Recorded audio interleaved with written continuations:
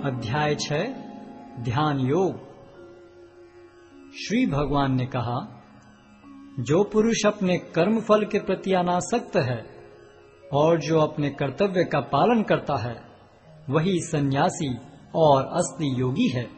वह नहीं जो न तो अग्नि जलाता है और न कर्म करता है। हे पांडुपुत्र, जिसे सन्यास कहते हैं उसे ही तुम योग अर्थात पर ब्रह्म से युक्त होना जानो, क्योंकि इंद्रिय तृप्ति के लिए इच्छा को त्यागे बिना कोई कभी योगी नहीं हो सकता। अष्टांग योग के नवसाधक के लिए कर्म साधन कहलाता है और योग सिद्ध पुरुष के लिए समस्त भौतिक कार्यकलापों का परित्याग ही साधन कहा जाता है।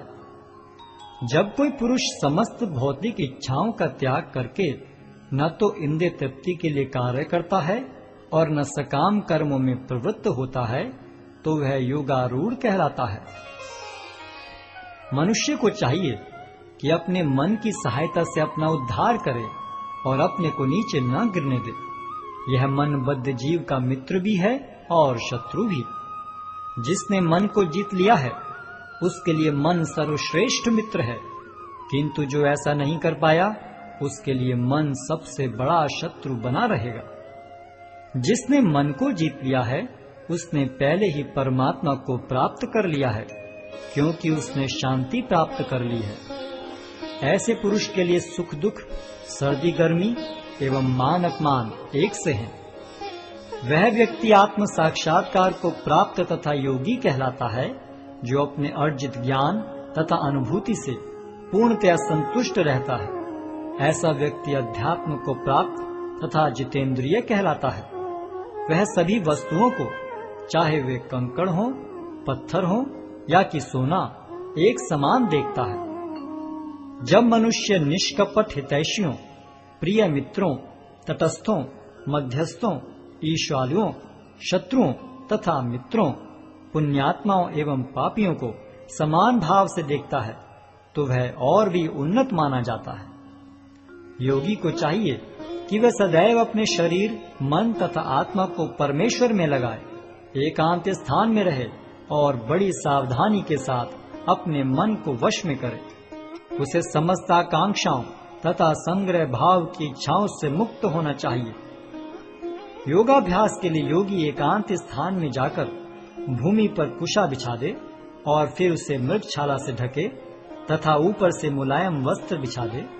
आसन न तो बहुत ऊंचा हो न बहुत नीचा, यह पवित्र स्थान में स्थित हो। योगी को चाहिए कि इस पर दृढ़ता पूर्वक बैठ जाए और मन, इंद्रियों तथा कर्मों को वश में करते हुए तथा मन को एक बिंदु पर स्थित करके हृदय को शुद्ध करने के लिए योगाभ्यास करे। योगाभ्यास करने वाले को चाहिए कि वह अपने शरीर, गर्दन तथा सिर को सीधा रखे और नाक के अगले सिरे पर दृष्टि लगाए। इस प्रकार वह अविचलित तथा दमित मन से, भय रहित विषयी जीवन से पूर्णतया मुक्त होकर अपने हृदय में मेरा चिंतन करे और मुझे ही अपना चरम लक्ष्य बनाए। इस प्रकार शरीर, मन तथा कर्म में निरंतर संयम का अभ्यास करते हुए संयमित मन वाले योगी को इस भौतिक अस्तित्व की समाप्ति पर भगवत धाम की प्राप्ति होती है। हे अर्जुन, जो अधिक खाता है या बहुत कम खाता है, जो अधिक सोता है अथवा जो पर्याप्त नहीं सोता, उसके योगी बनने की कोई संभावना नहीं है। जो खाने, सोने, आमोद प्रमोद तथा काम करने की आदतों में नियमित रहता है, वह योगाभ्यास द्वारा समस्त भौतिक क्लेशों को नष्ट कर सकता है। जब योगी योगाभ्यास द्वारा अपने मानसिक कार्यकलापों को वश में कर लेता है और अध्यात्म में स्थित हो जाता है, अर्थात समस्त भौतिक इच्छाओं से रहित हो जाता है, तब वह योग में सुस्थिर कहा जाता है। जिस प्रकार वायु रहित स्थान में दीपक हिलता डुलता नहीं, उसी तरह जिस योगी का मन वश में होता है वह आत्म तत्व के ध्यान में सदैव स्थिर रहता है। सिद्धि की अवस्था में, जिसे समाधि कहते हैं, मनुष्य का मन योगाभ्यास के द्वारा भौतिक मानसिक क्रियाओं से पूर्णतः संयमित हो जाता है। इस सिद्धि की विशेषता यह है कि मनुष्य शुद्ध मन से अपने को देख सकता है और अपने आप में आनंद उठा सकता है उस आनंदमय स्थिति में वह दिव्य इंद्रियों द्वारा असीम दिव्य सुख में स्थित रहता है।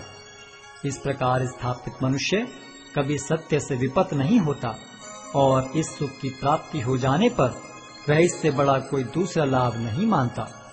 ऐसी स्थिति को पाकर मनुष्य बड़ी से बड़ी कठिनाई में भी विचलित नहीं होता।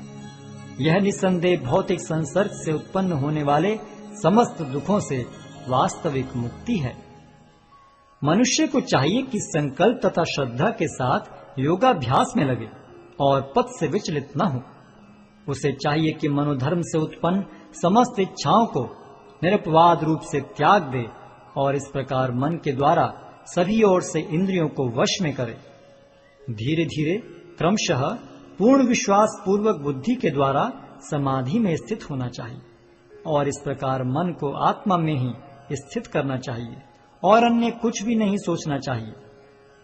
मन अपनी चंचलता तथा अस्थिरता के कारण जहां कहीं भी विचरण करता हो, मनुष्य को चाहिए कि उसे वहां से खींचे और अपने वश में लाए। जिस योगी का मन मुझ में स्थिर रहता है वह निश्चय ही दिव्य सुख की सर्वोच्च सिद्धि प्राप्त करता है। वह रजोगुण से परे हो जाता है।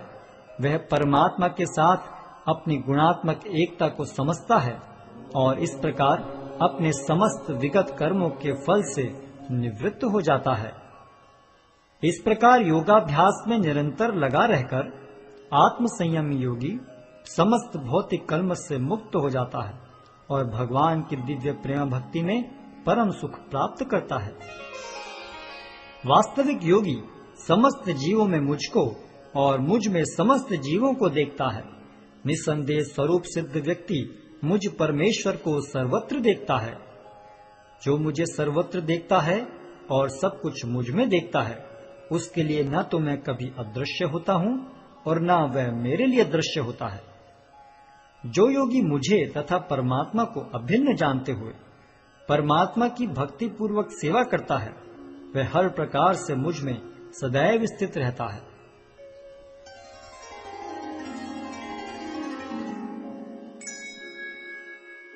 हे अर्जुन, वह पूर्ण योगी है जो अपनी तुलना से समस्त प्राणियों की उनके सुखों तथा दुखों में वास्तविक समानता का दर्शन करता है। अर्जुन ने कहा, हे मधुसूदन, आपने जिस योग पद्धति का संक्षेप में वर्णन किया है वह मेरे लिए अव्यवहारिक तथा असहनीय है, क्योंकि मन चंचल तथा अस्थिर है। हे कृष्ण, क्योंकि मन चंचल, उच्छृंखल, हठीला तथा अत्यंत बलवान है, अतः मुझे इसे वश में करना वायु को वश में करने से भी अधिक कठिन लगता है। भगवान श्री कृष्ण ने कहा, हे महाबाहु कुंती पुत्र, निस्संदेह चंचल मन को वश में करना अत्यंत कठिन है, किंतु उपयुक्त अभ्यास द्वारा तथा विरक्ति द्वारा ऐसा संभव है।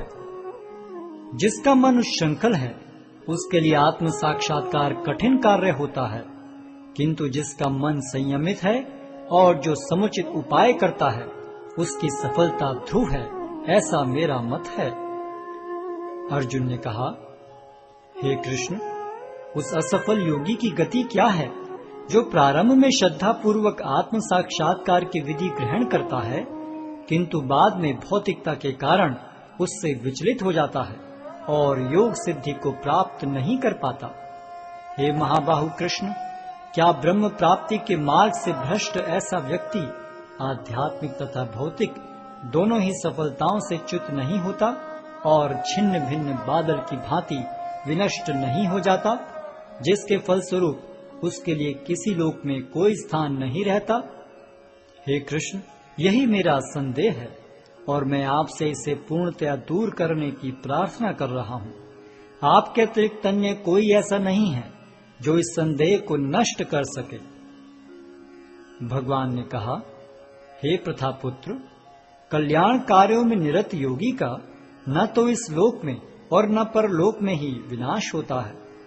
हे मित्र, भलाई करने वाला कभी बुराई से पराजित नहीं होता।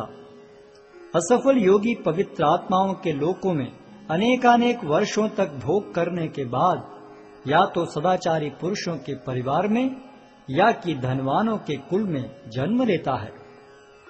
अथवा वह ऐसे योगियों के कुल में जन्म लेता है जो अति बुद्धिमान है। निश्चय ही इस संसार में ऐसा जन्म दुर्लभ है। हे कुरुनंदन, ऐसा जन्म पाकर वह अपने पूर्व जन्म की दैविक चेतना को पुनः प्राप्त करता है और पूर्ण सफलता प्राप्त करने के उद्देश्य से वह आगे उन्नति करने का प्रयास करता है। अपने पूर्व जन्म की दैवी चेतना से वह न चाहते हुए भी स्वतः योग के नियमों की ओर आकर्षित होता है।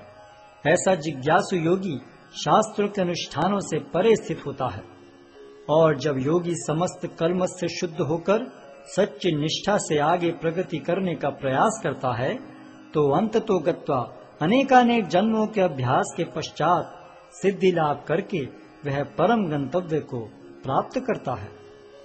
योगी पुरुष तपस्वी से, ज्ञानी से तथा सकाम कर्मी से बढ़कर होता है। अतः हे अर्जुन, तुम सभी प्रकार से योगी बनो और समस्त योगियों में से जो योगी अत्यंत श्रद्धा पूर्वक मेरे परायण हैं, अपने अंतःकरण में मेरे